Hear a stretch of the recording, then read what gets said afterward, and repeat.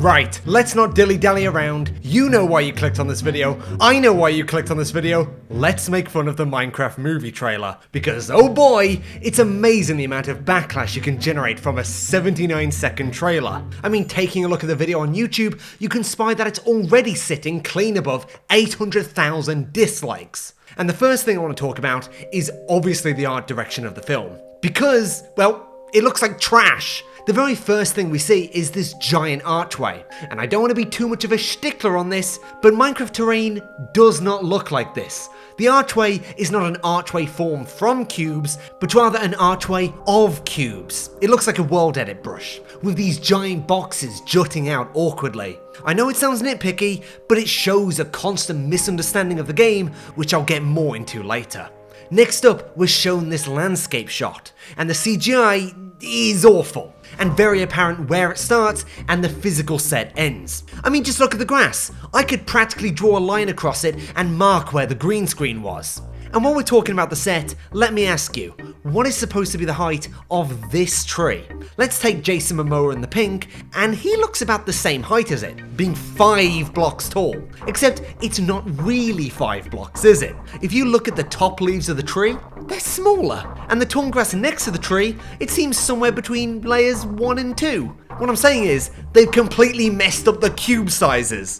You may be unaware of this, but the niche game Minecraft is a game made of cubes. The grass block is the same dimensions as the crafting table, and a tree, it's all made up of the same size cubes. It's the most fundamental aspect of Minecraft's art direction, something which the movie doesn't respect at all, and instead delves into the dreaded depths of Mixels. Mixels is a term used in pixel art communities to describe art made from pixels of varying grid sizes, and is generally something you want to avoid because it looks very amateurish and like you're messed up when scaling up your art, unless you seriously know what you're doing. And all throughout this trailer, you see inconsistent sizes, not just within the terrain and objects either, but with different versions of the same object. This tree looks completely different to this tree, and this one, and this one. What is the size of this fence? Is it 1 block? 2? I mean, there's 4 blocks down there. It just doesn't make sense. A lot of people have said this movie looks like it's AI generated, and I think a large reason why is because of all these subtle inconsistencies present in, well, almost everything.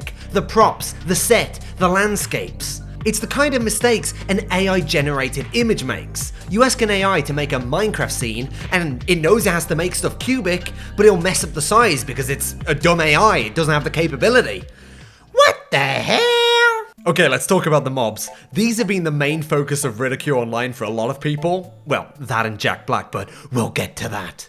Now, it seems pretty obvious to all of us that this should have been a fully animated film. I mean, Minecraft has a very distinct and divergent art style, so I think the only way to truly represent it would be through animation. But movie studios don't really care about visual effect artists or animators. The people in charge of this kind of stuff see them nothing more than cattle, which drive the real hard work of fat old movie stars who've been butchering every role since the School of Rock. The mobs obviously look gross, it goes without saying. The pigmen could arguably get a pass, maybe if they were only shot in the deepest of dark, but the sheep and the llama, well, they're the stars are getting dunked on. They look like one of those Jake Fellman animations, and that's made by one guy, who is going out of his way to make it look as gross as possible. And I find this strange because in an interview with the Salt Lake Tribune, the director, Jared Hess, said he wanted to avoid a quote, ugly Sonic situation. Well, Jared, looks like you've avoided it. They're going to be calling it the pink sheep situation from now on. Obviously, they've casted Jack Black as Steve. And if you want to grasp an idea of the kind of hilarious and random performance to expect from this old fat bucket of lard, look no further than the Borderlands film released this year, which I will tell you now is one of the laziest and most out-of-touch films I've watched in a while, with Jack Black's version of Claptrap somehow managing to be the worst character in a film full of worse characters. I am Steve! Yeah! One thing I don't think a lot of people have considered is the title, a Minecraft movie. It's not the Minecraft movie, and I have a theory as to why. First, picture yourself in the position of a Microsoft corporate suit dickhead. You have this valuable IP, Minecraft, which is worth literally billions of dollars. It only makes sense that you want to expand this IP with more games, to cash in on all its recognizability. It's why we have Minecraft Dungeons. It's why we got Minecraft Earth. Oh, it's shut down. It's why we got Minecraft Legends. Oh, it's shut down. Though do keep it in mind that while this movie was in production, Minecraft Legends was still active and being hyped for its release. It only makes sense that you want the movie not to be about Minecraft the game, but Minecraft the brand. It's a Minecraft movie. He's behind me, isn't he? That's right. The Minecraft Legends comparison is actually a quite interesting one, and makes a lot of sense when you start to look closer. For example, in the background, we can see what looks like the Seer mob from Minecraft Legends. A game where so little people cared about it, the wiki page for this mob is still incomplete. In addition, the piglins are slated to sort of be the villains of the film, you know, that whole overworld versus never thing. Again, from Minecraft Legends. It's sort of acting like a tie-in game. And also, I have to mention it, this is doing one of the laziest video game movie tropes out there. What if a real person found themselves trapped in a game? Uh-oh! It's like Jumanji, but bad. Like Jumanji. Talking about uninspired slop, I came across this amazing article from everyone's favorite games journalist website, Kaku.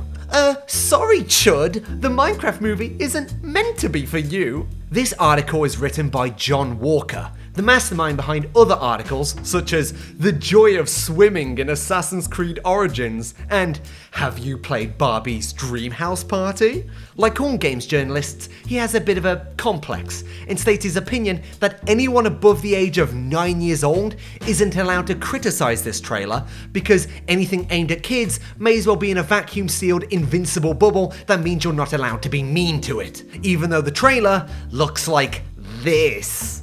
I also want to add that most of this article is just John Walker reciting a day of his own life like I give a crap. He was annoyed that I was interrupting his watching a video about snakes. I don't care, John! My dude, you wrote a review for Barbie Dreamhouse. You'll want to talk about criticizing stuff for kids. Ugh. Moving on from the plight of dumbass journos, what did Notch think about all this? After all, he did make Minecraft. Well, in a post he made, he says, I'm in.